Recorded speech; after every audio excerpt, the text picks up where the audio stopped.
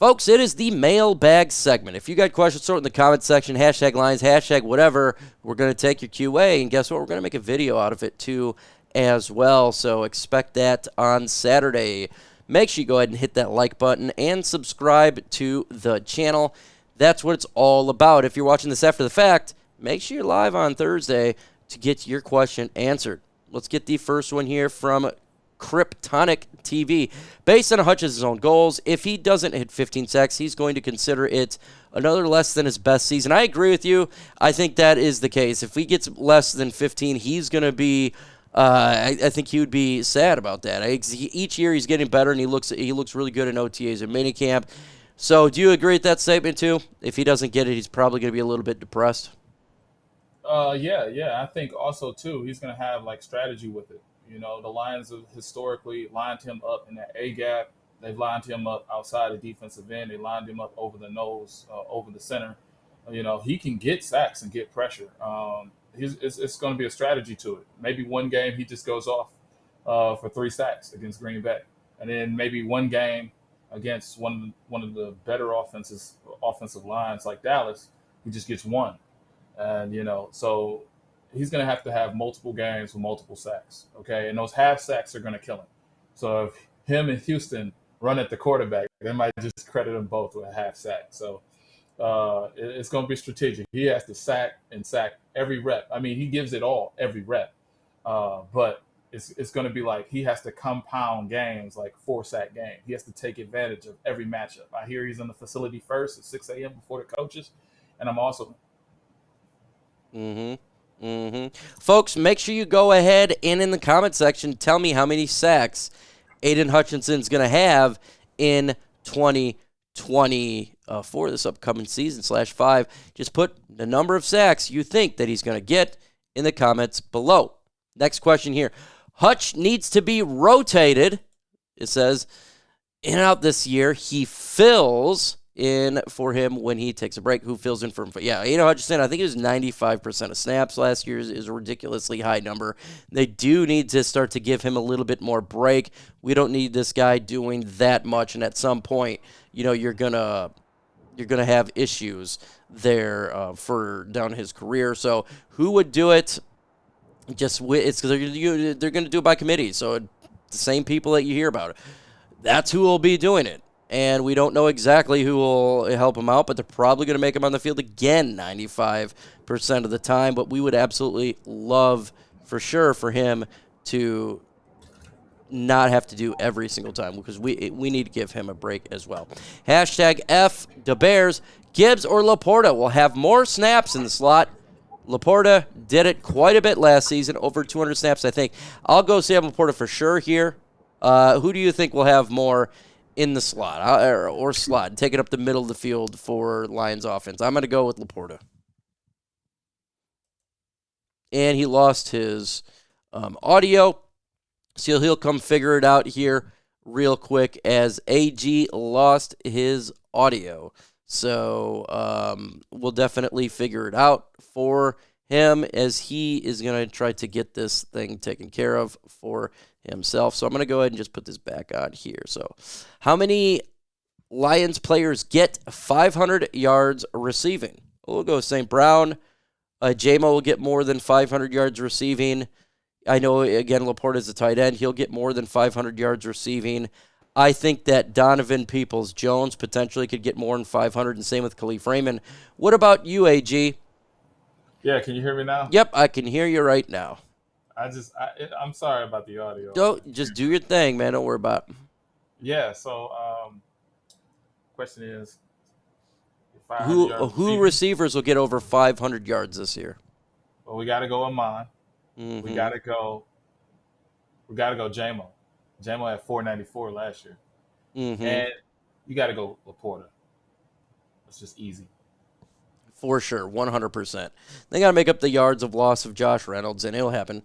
Kyle Engelman, I find preseason rankings, strength of schedule, and win-loss prediction ridiculous. Do you guys think that they can tell which team will be excelling from one season to the next? I think a lot of individuals that watch football can.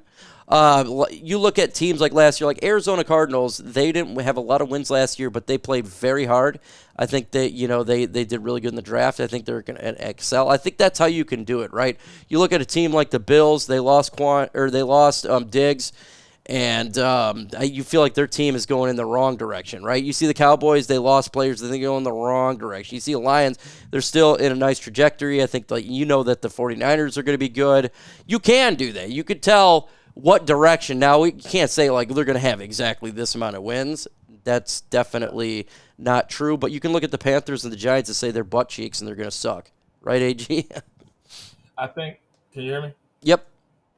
Yeah, I think he's absolutely right. I think the whole thing is ridiculous. I mean, we couldn't even see that the Lions were 1-8 at one point, and then went 9-8. Yeah, and then it's just predictions are so crazy, and then people just come alive. So yeah, I'm spot on with that guy. Yeah, 100% too. It's so hard to tell which they say, well, Lions got the fifth hardest strength of schedule or whatever it is. But we've seen teams, 7 teams, it seems like every year, they go from worst to first or whatever. They're in the playoffs that weren't the previous year, and vice versa. It's a year thing. So I do think the schedule is tough, but just like you said, you really don't know. We don't know how health is. We don't know what players are going to be playing in those games. What if a starting quarterback? We're about to face, say, the Houston Texans. What if C.J. Stroud's not playing in that game? That completely changes it, right? So we just got to take it week by week, and that's really it. Hashtag lines. I personally have never been high in James Mitchell. Do you both think that they will give Shane Zilser an opportunity to be the third this year? Yeah, I have James Mitchell not making the roster. This is year 3. What I've been hearing about in minicamp, no OTAs, is he's really slow. He's the slowest one out of all the tight ends. And it's not looking good. If that is true, and that's what we've been hearing, I don't want him on the team because it's not improving. You got to improve, and he hasn't done it. And if he still ain't improved, who cares? I don't care where the Lions drafted him. What do you think, AG? Well, the Lions drafted him in the 4th round in 2022, I believe. 5th round, thinking he was going to be a third. He was a 3rd-round talent in their eyes, but he just hasn't gotten better. Yeah. So there was a player that we could have got or traded up for named Tariq Woolen that would have solved our cornerback issues a long time ago. And he went Rookie of the Year.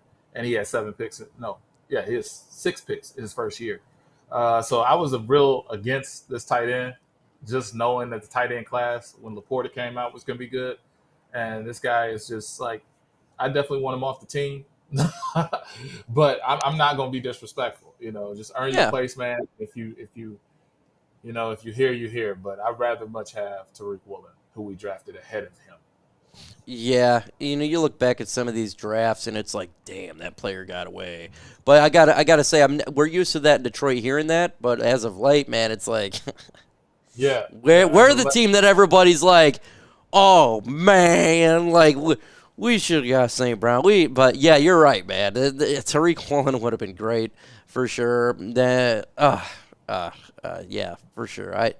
James Mitchell, look, man, this is year 3. I give players 3 years. If they ain't developed by 3 years or not showing signs of it, that's when, after year 3, it's kind of done with that at that point. If you ain't developed after 3 years, it's time to move on. Detroit Lion fan, man. So the dawn of the new landing zone era of the kickoffs, which is weird, should it be considered a faux pass for a team to consider rostering a second kicker, a punter? So he's talking about, do you think that it'd be a good idea to have multiple kickers or multiple partners on the roster? Active roster, absolutely not. I think that's terrible. Practice squad, yes. Because I think you could elevate some individuals from the practice squad as well for emergency. I don't know if it pertains to kicker. But on an active roster, absolutely not. But on the practice squad, for sure. Because it's going to be weird. This new kickoff rule, man, and how they're going to do this stuff, it's going to be funky for a while. I think a lot of teams are going to they're going to try it, see if it works. And if it don't, next week, try something else. What do you think about all the new kickoff rule? And should you have extra punters or kickers on this team? Well, I did a video with Stefan Logan on my channel, Spirit Detroit Podcast, and we talked about it a couple Saturdays ago. Y'all can go watch that video. But we had 2,902 non-plays from kickoff return. So no one was returning kicks almost as a fad. Yeah. No one was returning kicks; they were just sitting it Sitting outside. So now with the new kickoff rule, teams can pull. They're going to be two lined up, one at the 35, one at the 40. Yeah. This team is lined up. Yeah. Lined up, no more than two deep men back. So now you can pull a whole off. You can pull a whole offensive line. You can pull a whole group of individuals this way, and you can actually create, stretch plays, trick plays. You can actually scheme up a lot better.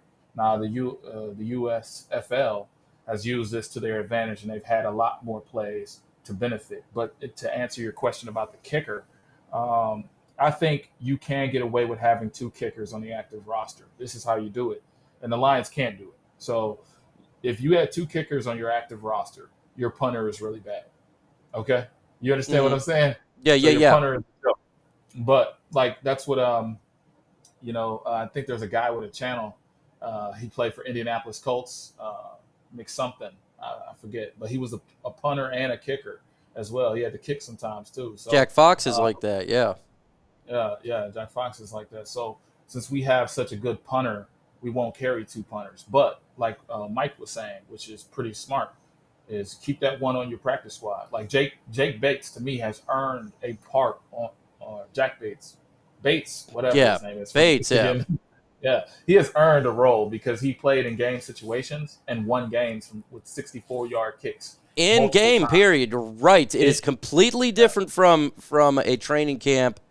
You're in game with the lights on. Where you have, because Badgley, who I like but not respect, Badgley has missed kicks in practice and then came out missed kicks. He was 9 of 20 from over 46 yards per kick last year. So that's why we went for it on fourth down, because we had no faith in the kicker. Now, Dan Campbell's not going to tell you that. I'm going to tell you that.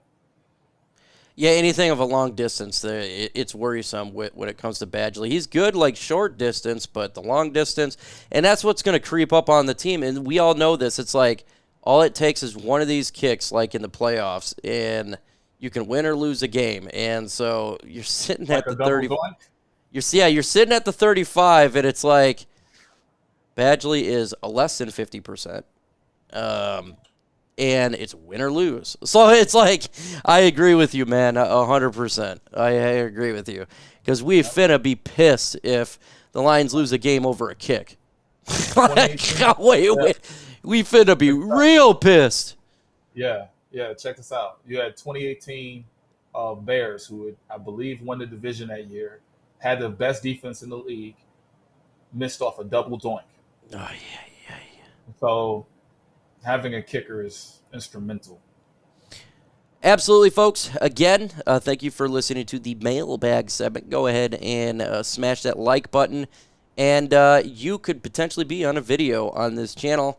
And with that, subscribe.